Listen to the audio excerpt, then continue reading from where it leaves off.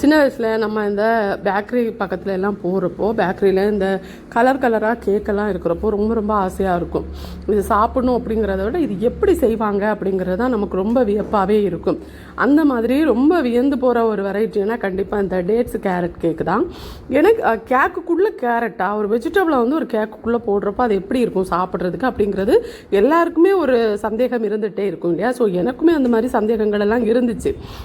பொதுவாக வந்து பெருசாக நம்ம பேக்கரியில் போயெல்லாம் பெருசாக வாங்கி சாப்பிடாம இப்போ வீட்டில் செய்ய ஆரம்பித்ததுக்கு அப்புறம் இந்த ஒவ்வொரு கேக் வெரைட்டியும் எனக்கு ஒவ்வொரு நினைவுகளை கொடுக்கும், ஒவ்வொரு டேஸ்ட்டை கொடுக்குது.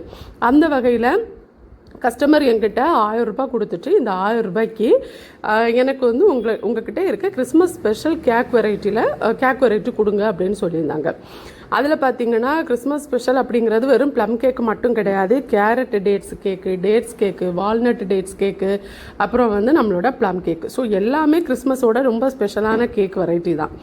அந்த கேக்கு எல்லாமே சரி செய்யலாம் அப்படின்ட்டு வந்து நம்ம அந்த கேக்கு 4 வகையான கேக்கையும் கஸ்டமர் கேட்ட மாதிரி 1000 ரூபாய்க்கு செஞ்சு கொடுத்துருந்தேன். ஸோ அந்த 1000 ரூபாயில் இந்த 4 வகையான கேக்கும் அவங்களால டேஸ்ட் பண்ண முடியும். ஒவ்வொரு கேக்கும் ஒவ்வொரு டேஸ்ட் கொடுக்கும்.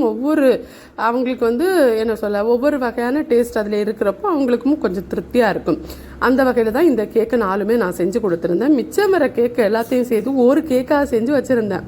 அது எதுக்காகனா குழந்தைங்களுக்கு வந்து ஸ்கூலுக்கு கொடுத்து விடுறதுக்கும், குழந்தைங்க வீட்டில் சாப்பிடலாம், டீ கூட எல்லாம் சாப்பிட்றதுக்கு இந்த கேக் ரொம்ப நல்லா இருக்கும் அப்படின்னு தான் செஞ்சு வச்சுருந்தேன்.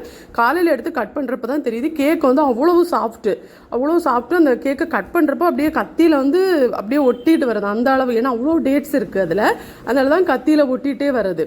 ஸோ அவ்வளோ சாஃப்ட்டு. அது சாப்பிட்டதுக்கு அப்புறம் பார்த்தீங்கன்னா அப்படி டேஸ்ட்டுமே ரொம்ப நல்லா இருந்துச்சா, குழந்தைங்களுமே ரொம்ப ஹாப்பி, கஸ்டமரும் ரொம்ப ரொம்ப ஹாப்பி ஆனாங்க. ஸோ உங்களுக்கு இந்த மாதிரி கேக் ஏதாவது தேவைப்படுது அப்படின்னா வாட்ஸ்அப்பில் கீழே கொடுத்துருக்க வாட்ஸ்அப் நம்பருக்கு மெசேஜ் பண்ணுங்கள். இந்த ரெசிபி வேணும் அப்படின்னாலும் கமெண்ட்ஸில் கேளுங்க. அடுத்த முறை அந்த ரெசிபி உங்களுக்கு நான் ஷேர் பண்ணுறேன். அடுத்த வீடியோவில் சந்திக்கலாம். டாட்டா, பாய்.